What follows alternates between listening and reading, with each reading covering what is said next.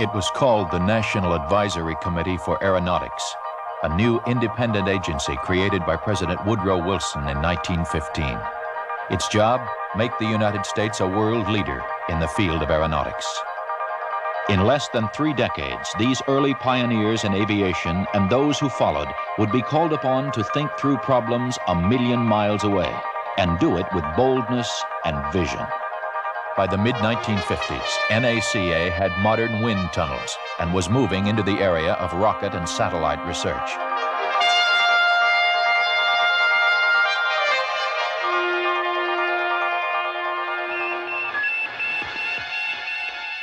Then on October 7th, 1957, the U.S. and the rest of the world were greeted by the sounds of Sputnik 1. The Soviet Union had placed the first artificial satellite into orbit. It would not be until early the following year that America's satellite, Explorer 1, successfully orbited the Earth and discovered a dense belt of radiation surrounding our planet. Who would have believed at this early stage that we would one day move outward from the thin ribbon of Earth's atmosphere to the very edge of our solar system and beyond?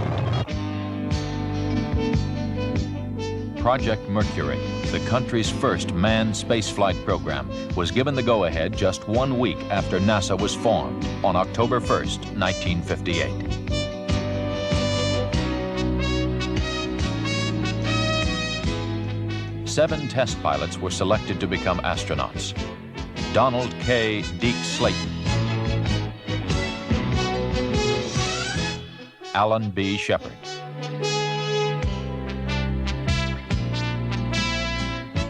Walter M. Schirra,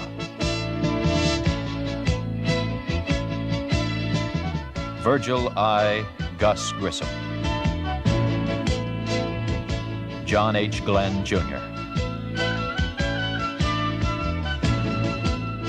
Leroy Gordon Cooper, and Malcolm Scott Carpenter. The 7 new astronauts spent months and months undergoing rigorous testing and training.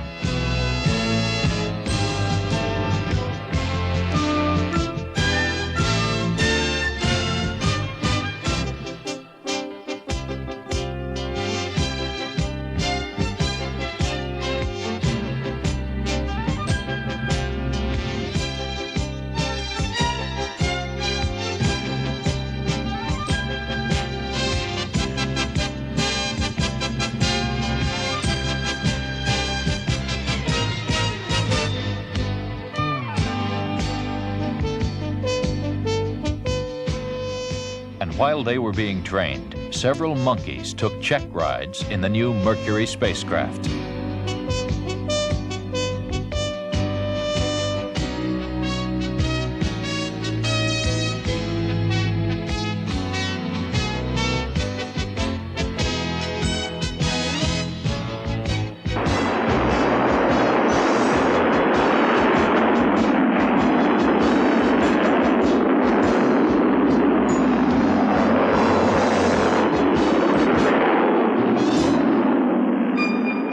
Meanwhile, the orbiting of unmanned satellites became more and more commonplace. And weather watchers like Tyros found a permanent place in our daily lives by improving weather forecasting capabilities.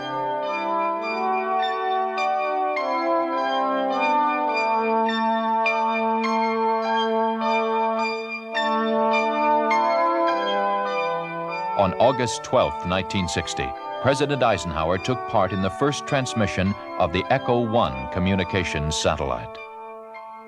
This is President Eisenhower speaking. It is a great personal satisfaction to participate in this first experiment in communications involving the use of the satellite balloon known as Echo. On May 5, 1961, astronaut Alan B. Shepard made America's first suborbital flight. Project Mercury was underway. 2, 1, 0. All right, lift off and the clock has started. Yes, sir, reading you loud and clear. The This is Freedom 7. The fuel is go. 1.2 G. Cabin at 14 psi. Oxygen is go. Cabin pressure is holding at 5.5. Soon after Freedom 7 landed, President John Kennedy gave NASA an ambitious new space goal. We choose to go to the moon in this decade and do the other things, not because they are easy, but because they are hard. Because that goal will serve to organize and measure the best of our energies and skills.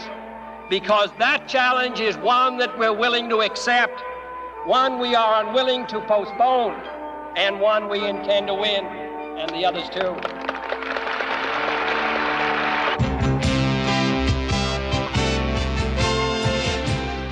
After Alan Shepard and Gus Grissom's test flights, 4 other American astronauts orbited the Earth in Mercury spacecraft, starting with John Glenn. He was followed by Scott Carpenter, Wally Schirra, and Gordon Cooper.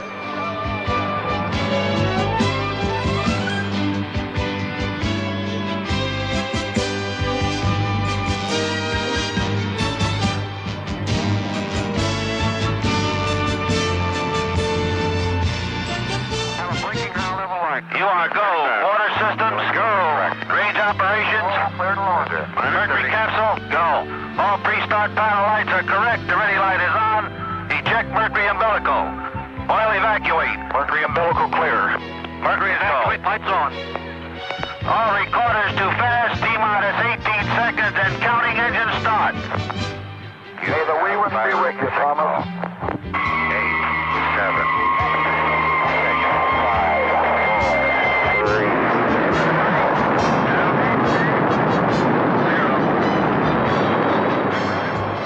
As NASA geared up to respond to the lunar commitment, it became clear that new management techniques for handling far-flung systems manufacture and final integration would have to be developed.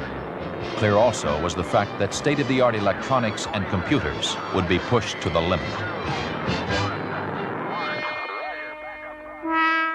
Unknowns about the moon were numerous. Such things as whether an astronaut would sink into dust over his head were a real concern. Lunar impact studies like these were carried out in an attempt to learn.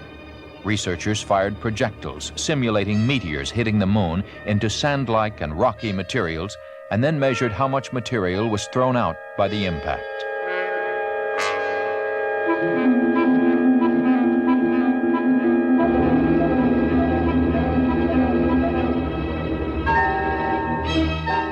This animation shows how scientists believed the huge crater Tycho was formed on the moon, a crater 54 miles wide.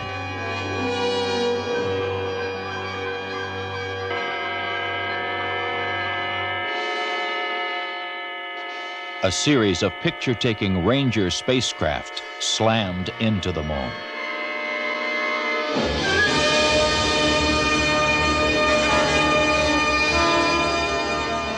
Then, 5 lunar orbiters photographed over 90% of the moon's surface, including the never-before-seen backside. We saw a glimpse, too, of our own planet from lunar distance. But most important of all, it made possible the selection of landing sites.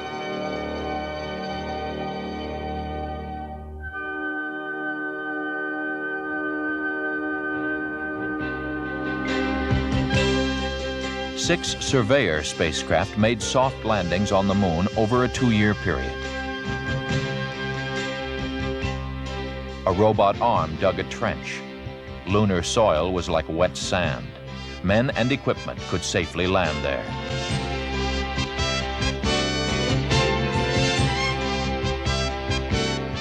Panoramic views like these were assembled from hundreds of individual photographs.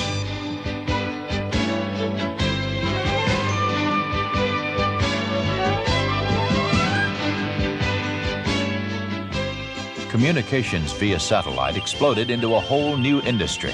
That first live intercontinental transmission by Telstar 1 was just the start. La chansonnette après l'effet. Relay, designed to transmit television, telephone, and high-speed data. Syncom, with Olympic coverage from Tokyo, and Early Bird 1, all were follow-ons to previous research and development. 5, 4, 3, 2, 1, take it. Because of the following special one-hour broadcast, programs previously scheduled at this time will not be seen. Since rendezvous, docking, and having astronauts work outside the spacecraft were critical to lunar missions, NASA began Project Gemini. Using the Mercury capsule as a model, the Gemini spacecraft was enlarged to hold a two-man crew. Gemini would provide design answers for the upcoming Project Apollo. And who could ever forget that spectacular first walk in space made by astronaut Ed White?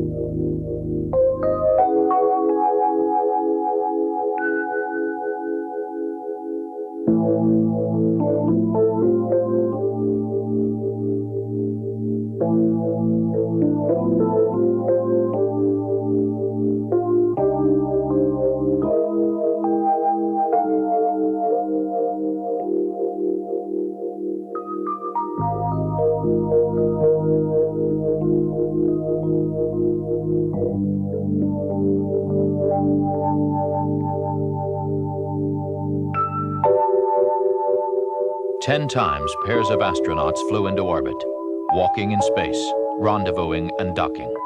Gemini had blazed a trail for Project Apollo, the three-man spacecraft that would carry astronauts to the moon.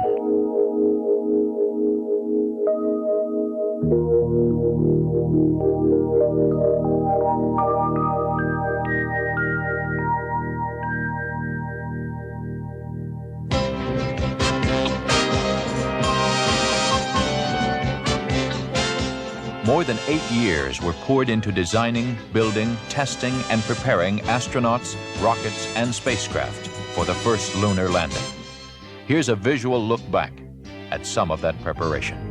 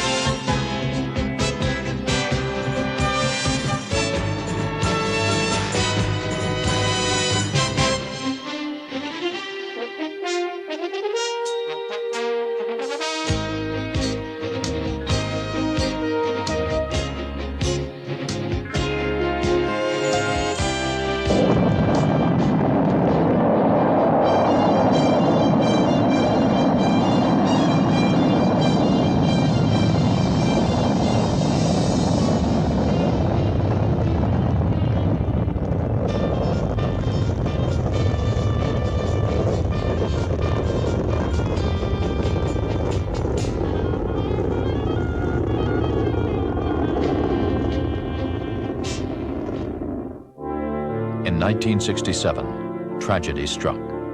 The nation mourned the loss of the crew that would have flown the Apollo spacecraft on its maiden voyage. Astronauts Gus Grissom, Ed White, and Roger Chaffee died in a flash fire as they were conducting pre-flight tests on the launch pad. The manned flight schedule was delayed 18 months as the command module underwent redesign.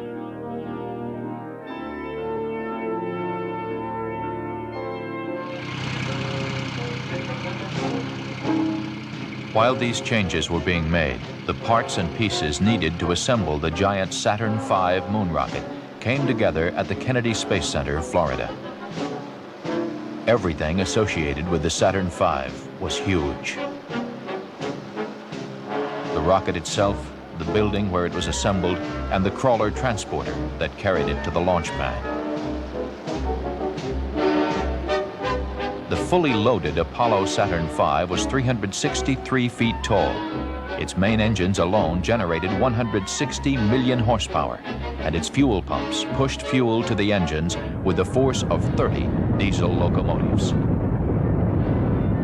As Saturn V lifted off Launch Complex 39 for the first time, it weighed more than 2,800 tons.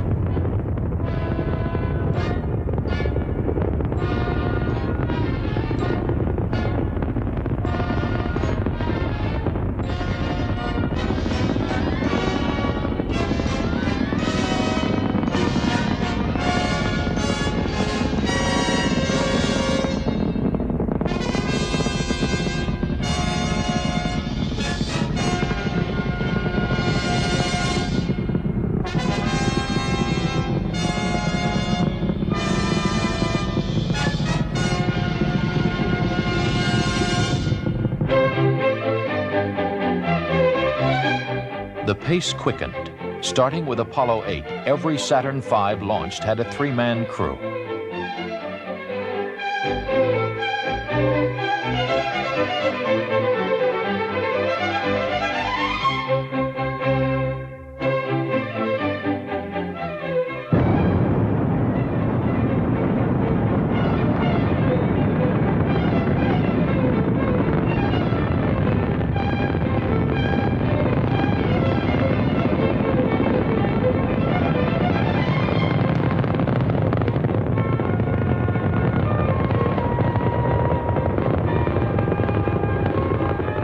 Two days before Christmas in 1968, astronauts Borman, Lovell, and Anders became the first humans to pass out of Earth's gravitational control and into that of another body in the solar system, the Moon.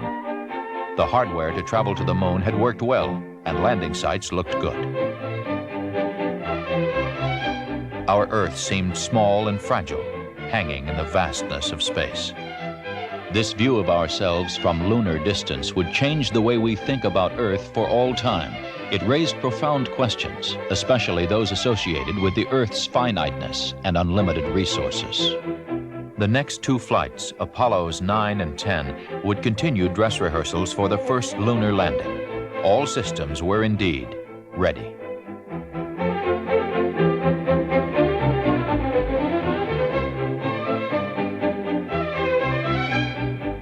Astronauts Neil Armstrong, Edwin Aldrin, and Michael Collins would make the historic journey. Next stop, Tranquility Base. 2, 1, 0. All engine running. Liftoff. We have a liftoff. 32 minutes past the hour. Liftoff on Apollo 11. Tower cleared. We got a roll program. Neil Armstrong reporting the roll and pitch program, which puts Apollo 11 on a proper heading.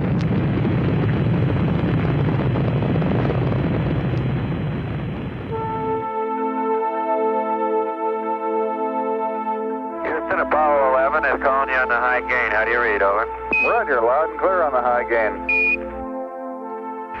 Eagle, you're looking great. Coming up 9 minutes. We're now in the approach phase, everything looking good. Altitude 4,200. Houston, you're a go for landing, over. 40 feet down, 2.5. Picking up some dust. 30 feet, 2.5 down. Straight shadow. 4 forward. 4 forward, drift into the right a little. 20, down a half. 30 seconds. Forward, just. Good. Hey.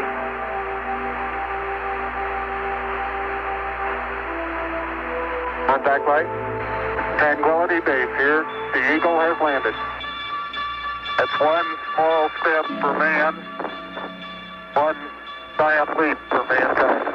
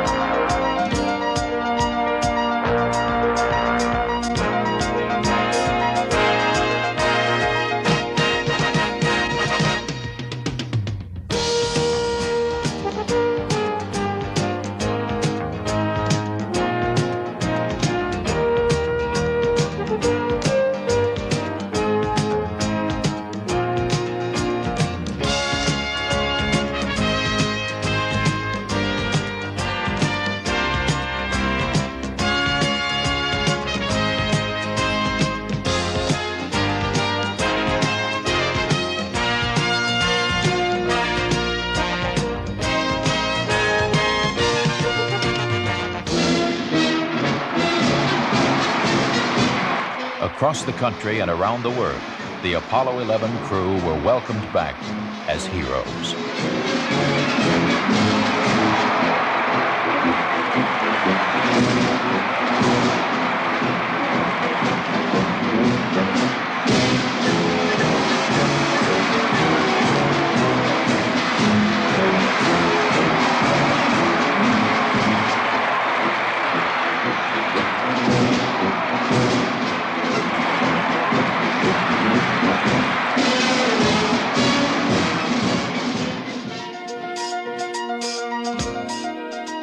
Meanwhile, more than 100 scientists from here and abroad began intensive studies of the lunar samples.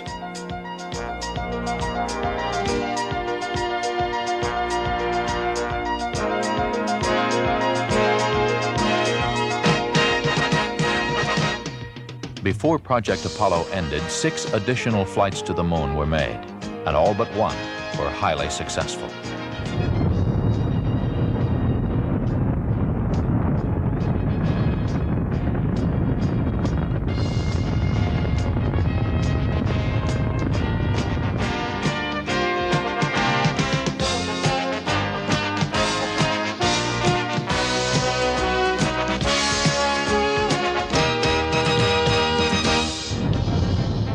Skylab was the next manned spaceflight.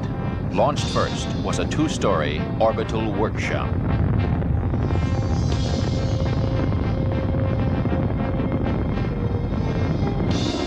Then the first of 3 3-man crews departed to meet, join, and begin living in the orbiting laboratory.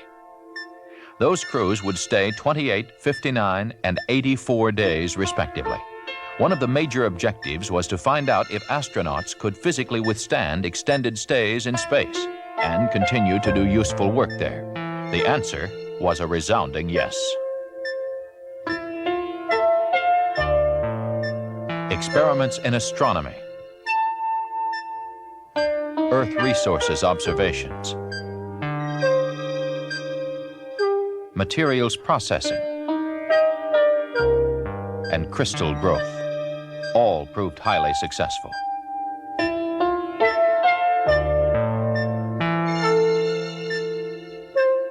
Then ASTP, Apollo-Soyuz Test Project, a joint endeavor between the Soviet Union and the United States.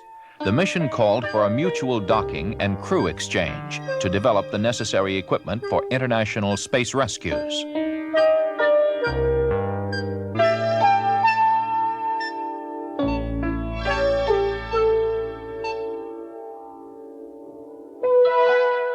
Before, during, and after Apollo, Skylab, and ASTP, NASA's unmanned planetary programs were giving scientists exciting new glimpses into the history of the solar system, from early explorers to the infrared astronomy satellite. 7 Mariner spacecraft flew by the planets Mars, Venus, and Mercury, sending back a stream of pictures and data.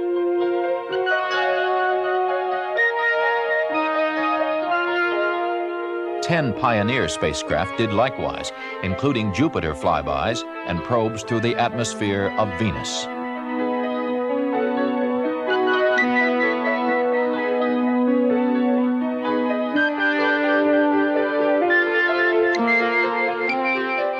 Pioneer 10 became the first man-made object to leave the solar system.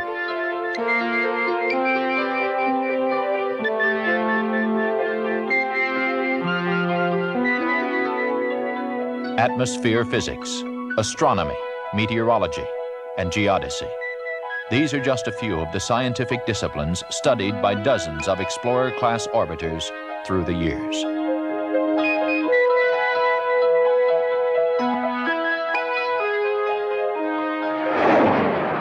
Hundreds of sounding rockets have probed the atmosphere above where balloons are effective, but below the area that satellites fly.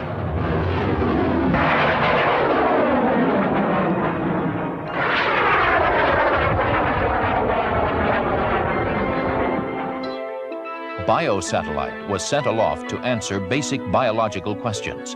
Will cells divide normally while weightless? How does zero-G affect plant growth? would radiation and weightlessness be a hazard on long-duration space flights? Everything from plants to primates were orbited aboard biosatellite to find out.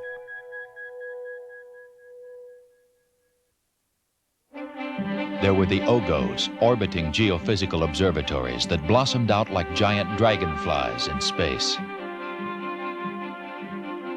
OSO, orbiting solar observatories, studied our sun and its influence on Earth.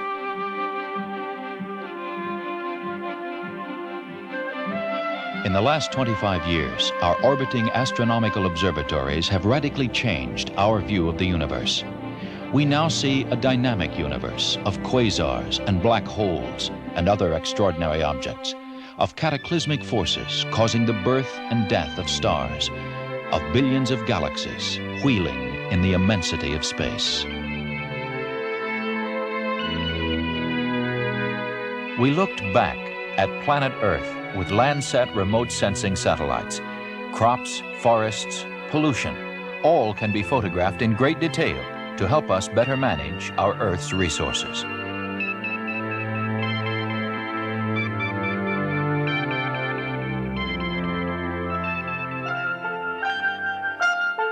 The Viking program was a systematic effort to investigate the planet Mars. 2 separately launched Viking spacecraft, made up of a pair of orbiters that would photograph from above the planet, and twin landers built to descend to the Martian surface, spent 11 months and 420 million miles traveling to the mysterious red planet. The lander's robot arm conducted chemical and biological tests on the soil in a search for life forms. Martian weather and seismic reports were also sent back routinely. Cameras began returning pictures, thousands of pictures.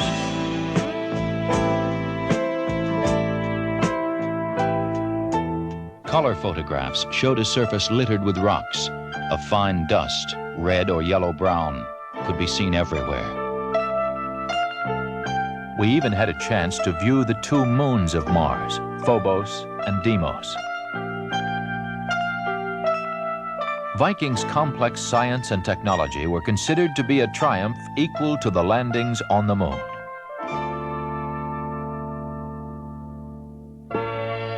Two unmanned Voyager spacecraft carried a record with the sights and sounds of Earth, just in case they encounter a cosmic neighbor along the way.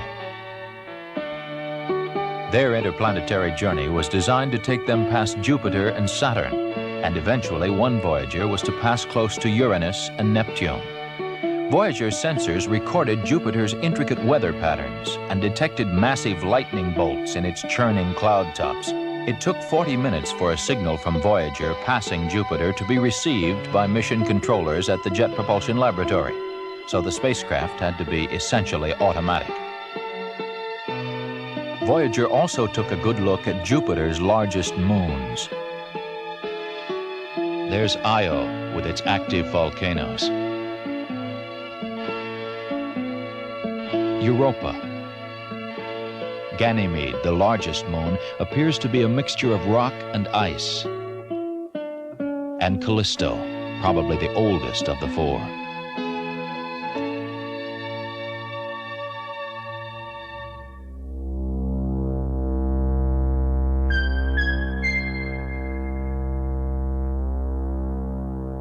The Voyager's next assignment was to fly by Saturn and its moons.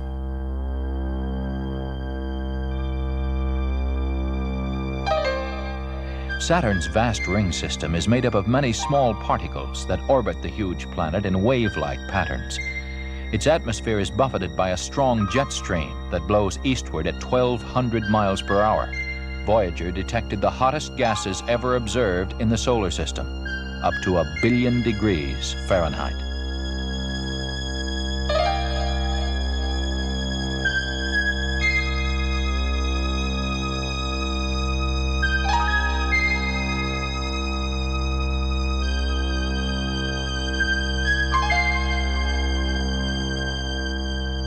As of now, 2/3 of the planets in our solar system have been explored, and by the end of this decade, we will have explored most of the rest, including Uranus and Neptune.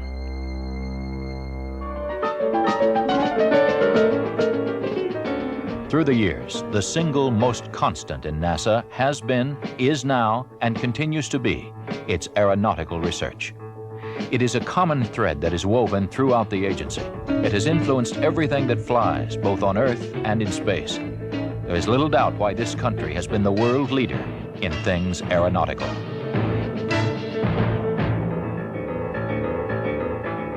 Here are some of the goals of the program.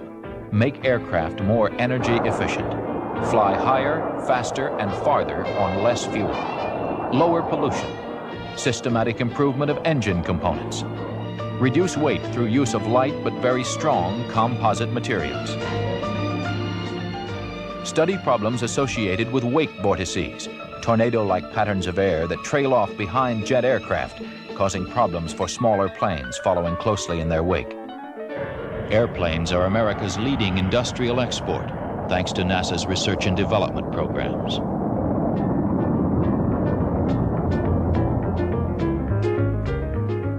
Since there are some 200,000 general aviation aircraft in this country, NASA research is also improving this class of airplanes. Crashworthiness and stall spin studies are good examples.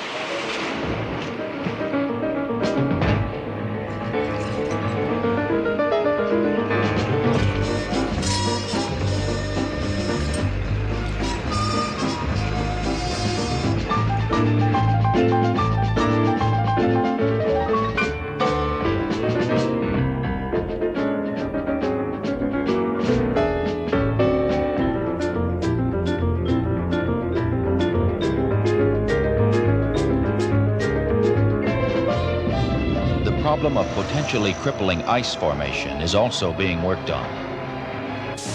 The heart of this research is a unique refrigerated test tunnel capable of simulating the icing conditions an aircraft is likely to encounter.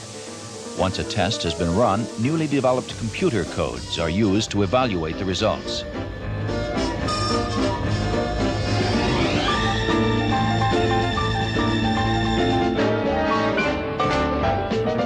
During the early days of manned spaceflight, consideration was given to using a parawing to return astronauts and spacecraft to Earth. While this method was ultimately discarded, it did produce a rather interesting new sport.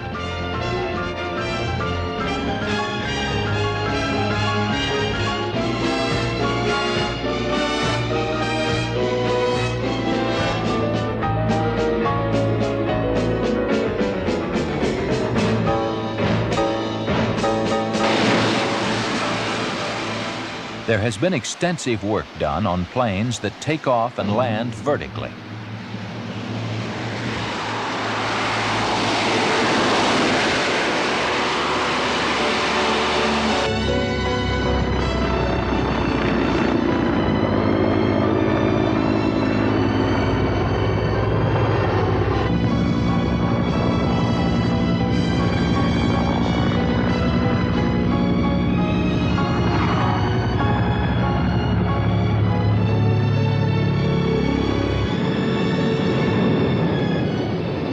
Ones that need very short runways.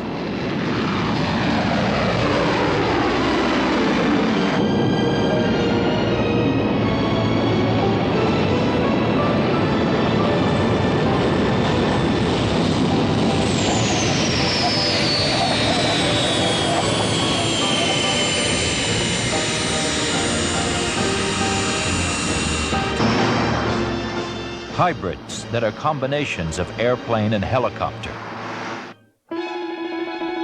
And oblique wing craft that reduce air drag by pivoting the wing at various angles to the plane's fuselage.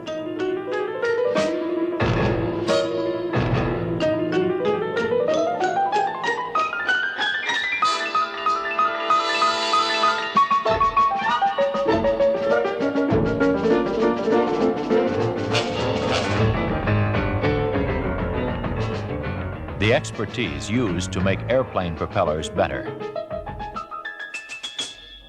has also been applied to powerful wind turbine electric generators, including some of the largest in the world.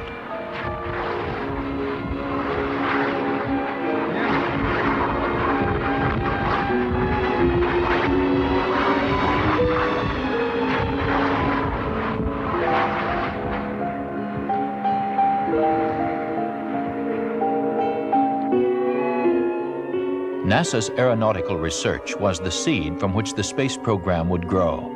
A prime example of this was the Lifting Body project that began in the early 60s. The combination of wind tunnel tests and actual flights led to the design of the reusable space shuttle.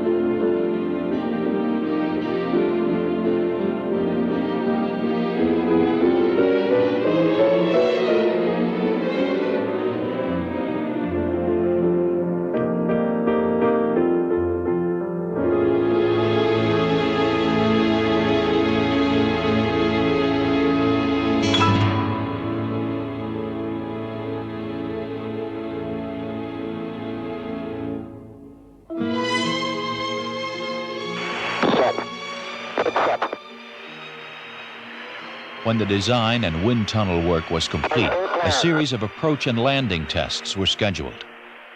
Since the orbiter has no power for landing, its ability to land easily with only one try was critical. Gears coming. See the gear coming. Gears down. 40 feet. 20 feet. 10 feet. 5 feet. 4 feet. 2 feet. 1 foot. Down. The Enterprise's near-perfect landings gave final proof that the shuttle orbiter was a flyable, landable craft.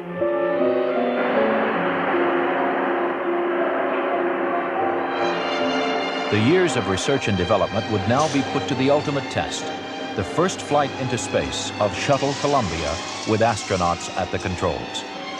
There was an air of excitement as the brand new shuttle moved from its processing facility at the Kennedy Space Center to the vehicle assembly building, where it would be mated with rockets and fuel tank and rolled out to the launch pad. Never before had a new spacecraft been flown this way. Previous Mercury, Gemini, and Apollos were man-rated in advance, meaning that unmanned flights were flown before putting an astronaut crew on board. Despite nagging problems with engines and protective tiles, there was a quiet optimism. Longtime space workers knew from past experience with the lunar landing program that design and engineering problems do get worked out. After one false start, astronauts John Young and Robert Crippen headed for the launch pad.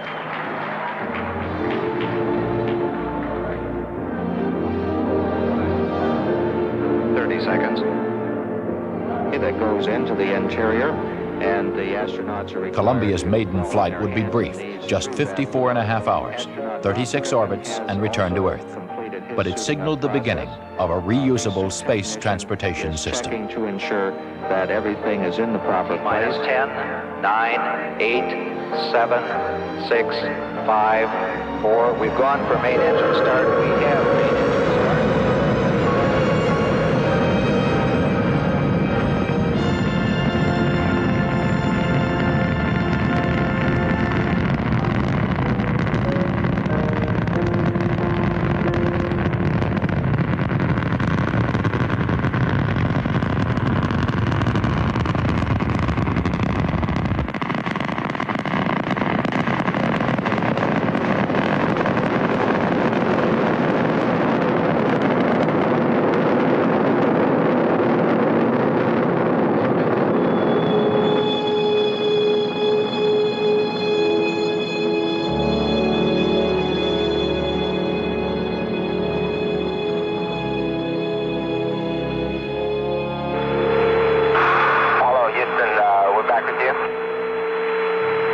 Roger, Columbia. You've got your normal Capcoms back now. Okay. Well, the only bad part about it, Joe, is we're going to have to come down.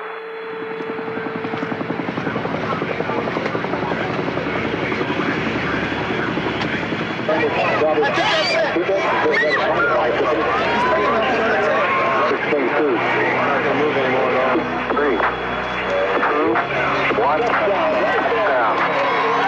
5, 4, 3, down.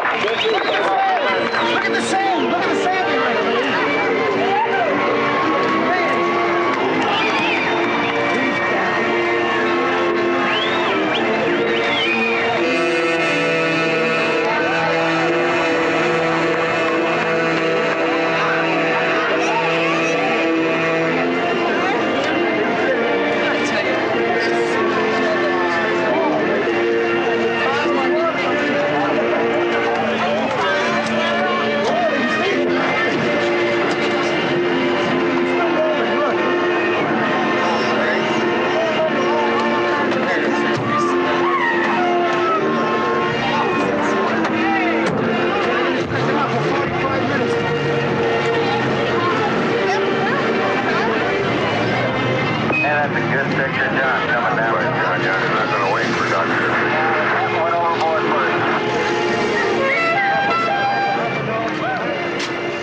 30 weeks later, after Columbia had been returned to the Kennedy Space Center, cleaned, refurbished, and rolled out to the pad, astronauts Joe Engle and Dick Truly flew Columbia into space again.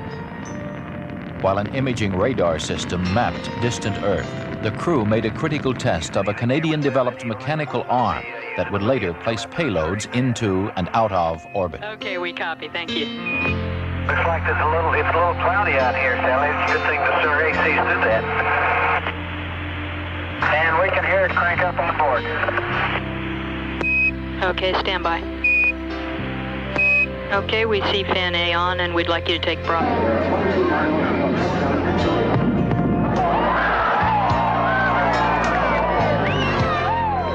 As Columbia landed the second time, the circle was complete. A new generation of space travel had begun.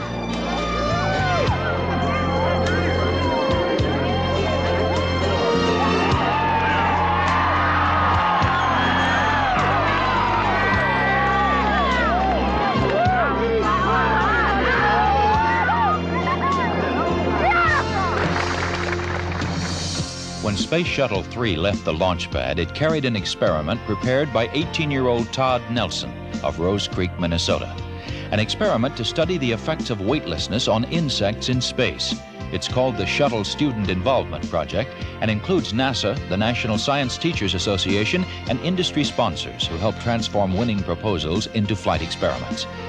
Since this first flight, young people in high schools around the country have developed and flown a variety of experiments, ranging from medical projects to the study of zero gravity on an ant colony. They are setting an example for others who may be encouraged to pursue careers in science and engineering, something that ultimately can be translated into technological leadership for the U.S. 12 weeks passed. Then, astronauts Ken Mattingly and Henry Hartsfield piloted Columbia on its fourth and final test flight. The spacecraft's performance made it possible to certify the Space Transportation System a fully operational carrier. As they landed on July 4th, the crew was greeted by President and Mrs. Reagan.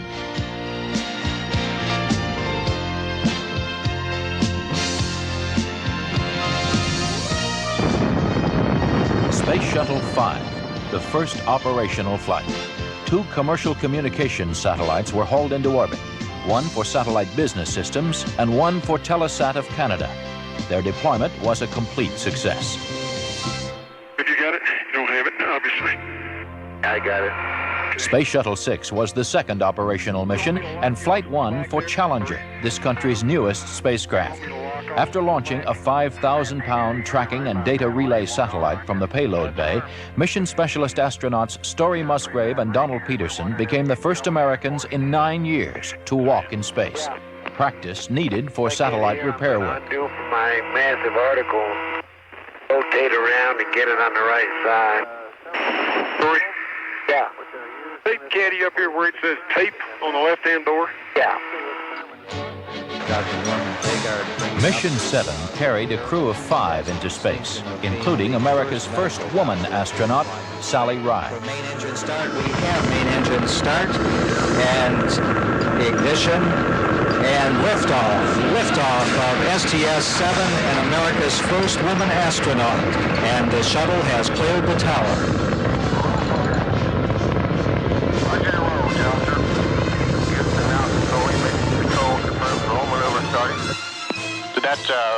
She and mission specialists John Fabian and Norm Thagard deployed a pair of communication satellites for Canada and Indonesia. I think that colors look good. Roger that, looks great. Shuttles 1 and 2 were now operational. With the addition of a third orbiter, Discoverer, to the fleet, and with literally dozens of astronauts in training at any given time, this new space transportation system would begin delivering in earnest and with increasing frequency.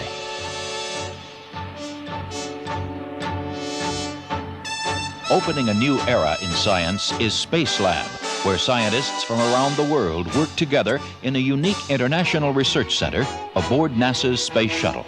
Built by the European Space Agency, Spacelab is creating exciting new opportunities for research in all the sciences and is making routine international cooperation a reality. Looking farther ahead, there's the Space Telescope that will expand our vision almost to the edge of the universe. The shuttle gives the United States an unrivaled tool for the practical use of space. Historically, the space program has proceeded in a building block fashion, and toward that end, NASA has begun looking at the next logical step, a possible future space station, a permanent presence in space. The station would serve as a scientific and technological laboratory, as well as an operations base from which satellites could be serviced and large structures assembled. One of the highest priorities is to develop a clear understanding of a station's proper role in the total space program, so that if and when it is proposed for development, the station will be a truly significant national asset, one that would ensure continued American preeminence in space. The space program in general and the shuttle program in particular have gone a long way to help our country recapture its spirit of vitality and confidence. The pioneer spirit still flourishes in America. In the future, as in the past, our freedom, independence, and national well-being will be tied to new achievements, new discoveries, and pushing back new frontiers. We must look aggressively to the future by demonstrating the potential of the shuttle and establishing a more permanent presence in space. The 25th anniversary of NASA. To a casual observer, NASA is identified by launch vehicles and spacecraft and airplanes and wind tunnels. But it is the people behind it all who are really important. It's the people who think and dream and work to make these things possible. That is the true measure of NASA's strength and its successes. And it is to the next generation of space pioneers, the youth of the world, that this program is dedicated.